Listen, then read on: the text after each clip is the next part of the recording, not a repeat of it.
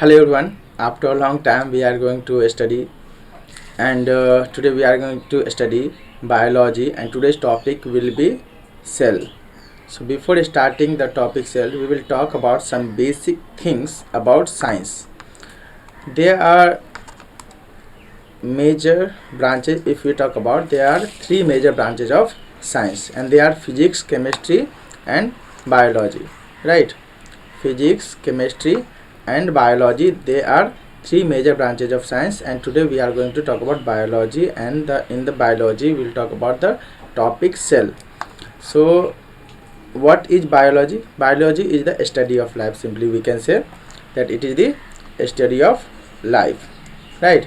Or we can say that biology is the branch of science which deals with the study of living organism or study of life. Okay, the term biology has been derived from two Greek words. Biology word जो derive हुआ या बना है वो दो Greek word से बना हुआ है, and those two Greek words are bios, it may be hidden behind me, so it is bios and logos. Bios means life and logos means to study, right? To study. It means biology is the study of life. I hope all of you are getting. So biology word has been made up of two Greek words. So ये Greek word होता क्या है? Actually Greek words are the words of Greek language. Greek language is the language of Greece, right? Greece is a European country. ठीक है, Greece क्या है? एक country है which is in Europe, and उस कंट्री के लैंग्वेज को Greek language कहते हैं, और उस लैंग्वेज के वर्ड को ग्रीक वर्ड कहा जाता है, right? So BIOS and logos, these are the words of Greek language, that's why they are called Greek words. I hope you are getting. Okay. Who is known as the father of biology? Aristotle. Aristotle is known as the father of biology as well as zoology. Actually zoology is the branch of biology. There are two branches of biology. First one is botany and second one is zoology, right? In botany we study about the plants. Study of plants is called botany, and study of animals is called zoology. Study of animals, right? So there are two branches of biology, botany and zoology. In botany we study about plants, and in zoology we study about animals. So father of zoology is Aristotle, and father of biology is also Aristotle because of his huge contribution in the sector of biology, especially zoology. Okay, now come to the topic cell. What is cell? Cell is the fundamental structural and functional unit of living things or living beings, right? Or living organisms, you can say. It is the fundamental unit, right? Fundamental, which type of unit? Structural and functional unit. What does it mean? Cell जो है वो कोई भी living organism, चाहे वो plant हो या animal हो, उसका स्ट्रक्चर, पूरे बॉडी का जो स्ट्रक्चर है उसका सबसे छोटा unit that is cell, right? यानी कि छोटे छोटे छोटे छोटे सेल से मिलके पूरे लिविंग ऑर्गेनिज्म का फॉर्मेशन हुआ है, होल बॉडी का फॉर्मेशन हुआ है. We can compare it with the building. जैसे ये पूरा बिल्डिंग छोटे छोटे ब्रिक्स से बना हुआ है, ईंट से बना हुआ है, right? In the same manner हमारे बॉडी जो है सो वो छोटे छोटे यूनिट से बना है which is called cell. So on the basis of structure सबसे छोटा यूनिट सेल हो गया, that's why it is called structural unit. And functional unit क्या कहते हैं? बिकॉज सेल वो सबसे छोटा यूनिट है जिसमें लाइफ के सारे प्रोसेसेस होते हैं, सारे processes, all processes occurs are done by the cell, right? Like respiration is done by the cell, transportation that is done by the cell, excretion that is done by the cell.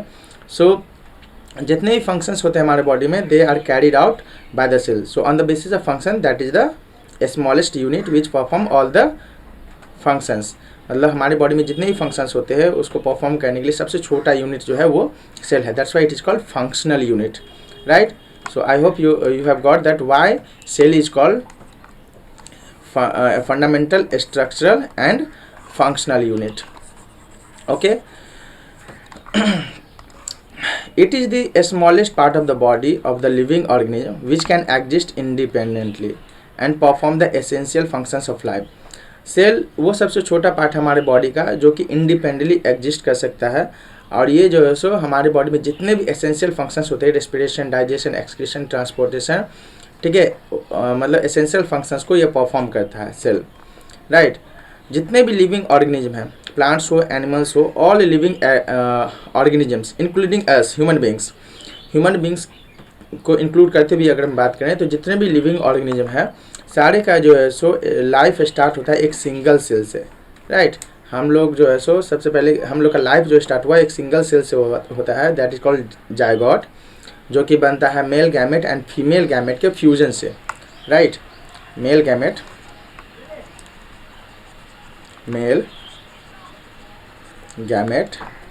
And female gamete, right? इस दोनों के fusion से एक new cell बनता है and that is called zygote. एक single cell होता है जायगोट, वो सिंगल सेल जायगोट में डिविजन्स होता है 1 से 2, 2 से 4, 4 से 8, ये मल्टीप्लाई होते जाता है, धीरे धीरे ऑर्गन्स का फॉर्मेशन होता है एंड देन होल बॉडी का ग्रेजुअली फॉर्मेशन होता है, यानी कि पूरा बॉडी का फॉर्मेशन एक सिंगल सेल से स्टार्ट हुआ था, that is zygote. So we can say that कि हमारा लाइफ जो स्टार्ट हुआ है वो सिंगल सेल से स्टार्ट हुआ है and it occurs in every living organism, plants में, एनिमल्स में, ह्यूमन बींग्स में, हर एक लिविंग ऑर्गेनिज्म में लाइफ स्टार्ट होता है एक सिंगल सेल से and that is called zygote. हालांकि जायगोट के बारे में हम डिटेल में बात करेंगे in the reproduction topic, right? Okay, now come to the next topic about the microscope. So cell is very minute structure, that's why that cannot be seen with the naked eye. Cell जो है बहुत ही छोटा structure है जिसको हम naked eye से नहीं देख सकते हैं, एडेड आई से देख सकते हैं। इसके लिए हमको एक डिवाइस की ज़रूरत होती है which is called microscope, right? So हम लोग आजकल माइक्रोस्कोप जो लेबोरेटरी में यूज करते हैं that is compound microscope, but उससे पहले एक और माइक्रोस्कोप बना था which is called simple microscope, ठीक है? सो फर्स्ट माइक्रोस्कोप मतलब this is not talking about the compound microscope, it is simple microscope, ठीक है? तो एक सिंपल माइक्रोस्कोप जो कि पहला माइक्रोस्कोप था actually, that was invented by Leeuwenhoek, Antonie van Leeuwenhoek, right? इन्होंने ये माइक्रोस्कोप बनाया था। Actually it is the magnifying glass, it is a biconvex lens. Biconvex lens you must have studied about it, ठीक है? इस तरह के lens को हम बोलते हैं कॉन्वेक्स लेंस, राइट? जो कि एजेस पे क्या होता है, थिन होता है, और मिडिल पोर्शन इसका क्या होता है, थिक होता है, राइट? एक दूसरा तरह का ये होता है लेंस जो कि एजेस पे थिक रहता है, this is thick, and middle portion, central portion क्या होता है, ये थिन होता है, this is concave lens, right? This is concave lens. So इन्होंने जो माइक्रोस्कोप बनाया था actually this is convex lens, और वो भी बाय कॉन्वेक्स, जो दोनों तरफ से कॉन्वेक्स हो, दोनों तरफ से बीच में थिक हो, राइट? एक होता है कि एक साइड से प्लेन हो और एक साइड से थिक हो, राइट? बल्जी हो, तो ये इधर से तो कॉन्वेक्स हो गया, राइट? इधर से कॉन्वेक्स और इधर से प्लेन हो गया, राइट? तो ये हो गया एक तरह से कॉन्वेक्स। जब दोनों तरफ से कॉन्वेक्स होता है तो उसको हम बोलते हैं biconvex, it is biconvex lens, ठीक है? तो एक मैग्नीफाइंग ग्लास है जो हम लोग को ज्योमेट्री बॉक्स में जनरली मिलता है, मैग्नीफाइंग ग्लास, जिससे हम देखते हैं पिक्चर्स या लेटर्स को जो मैग्नीफाई होकर बड़ा होकर दिखता है। सो इन्होंने जो माइक्रोस्कोप बनाया था वो सिमिलर काइंड का था, बट उसका जो मैग्नीफिकेशन पावर जो नॉर्मली जो हम लोग मैग्नीफाइंग ग्लास यूज़ करते हैं उससे थोड़ा ज़्यादा था, अप टू 200 टाइम्स इसका मैग्नीफिकेशन पावर था, राइट? इसका मैग्नीफिकेशन पावर कितना था, अप टू 200 टाइम्स, यानी कि कोई भी ऑब्जेक्ट को 200 गुना बड़ा करके दिखाता था।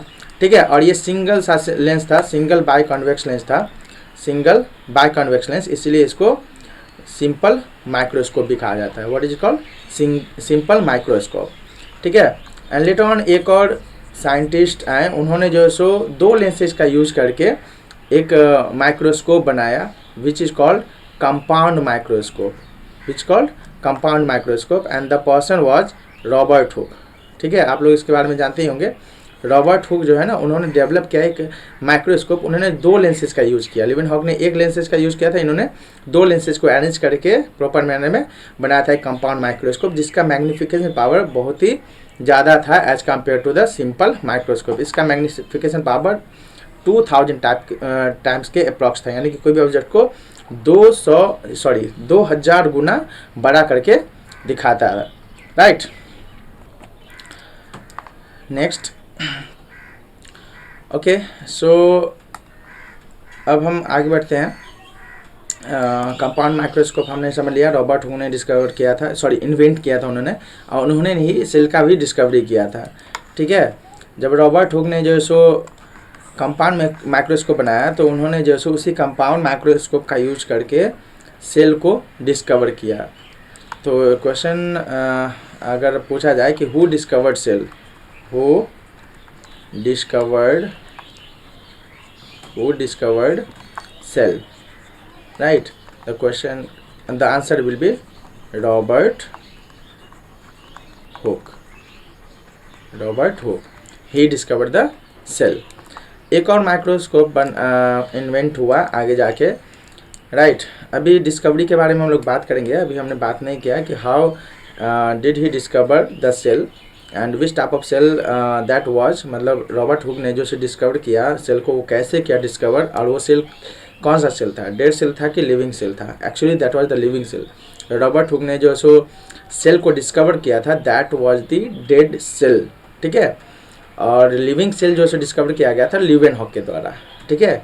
लीवन हॉक ने जो सो लिविंग सेल डिस्कवर किया था। इसके बारे में हम लोग आगे डिस्कस करेंगे, पहले माइक्रोस्कोप को स्टडी कर ले रहे हैं, राइट।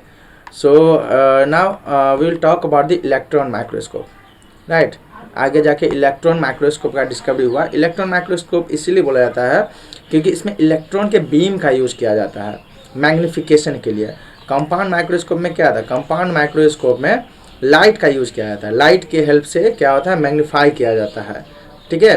तो कंपाउंड माइक्रोस्कोप का यूज़ करने के लिए लाइट मैंडेटरी है, without light we can not magnify, ठीक है। तो लाइट का यूज किया जाता है, इसलिए कंपाउंड माइक्रोस्कोप को लाइट माइक्रोस्कोप भी कहा जाता है। बट इलेक्ट्रॉन माइक्रोस्कोप में ऐसा नहीं है, इलेक्ट्रॉन माइक्रोस्कोप में लाइट का नहीं बल्कि इलेक्ट्रॉन का बीम का यूज किया जाता है। एक इक्विपमेंट लगा रहता है इसमें which is called electron gun, जो कि इलेक्ट्रॉन का बम्बार्डिंग करता है, बहुत सारे इलेक्ट्रॉन रिलीज करता है, एमिट करता है एक साथ, और उसके हेल्प से क्या होता है, मैग्नीफाई किया जाता है इमेजेस को या ऑब्जेक्ट को। तो इलेक्ट्रॉन माइक्रोस्कोप का डिस्कवरी हुआ आगे जाके। किसने डिस्कवरी किया, तो there were two persons, M Knoll and E Ruska, ठीक है। M Knoll and E Ruska. M Knoll means Max Knoll, M means Max Knoll and E Ruska means Ernst Ruska. So ये दो लोग मिलकर क्या किए थे, इलेक्ट्रॉन माइक्रोस्कोप को इन्वेंट किया था उन्होंने, ठीक है। इलेक्ट्रॉन माइक्रोस्कोप का जो है सो मैग्नीफिकेशन पावर बहुत ज़्यादा लैक्स में होता है, ठीक है। More than 2 lakhs, up to 5 lakhs भी जाता है, यानी कि कोई भी ऑब्जेक्ट को 5 लाख गुना बड़ा करके दिखाता है।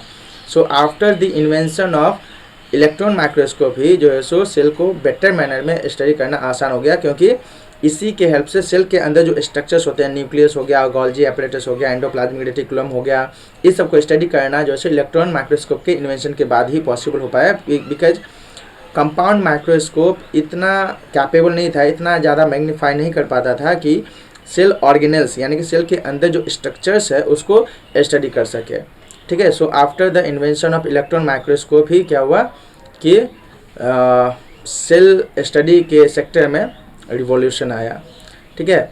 So for today this much only. कल हम लोग बात करेंगे, नेक्स्ट क्लास में हम लोग बात करेंगे about the discovery of cell, उसके बाद हम लोग डिस्कस करेंगे सेल थियोरी। सो आज के लिए इतना ही, बाय बाय।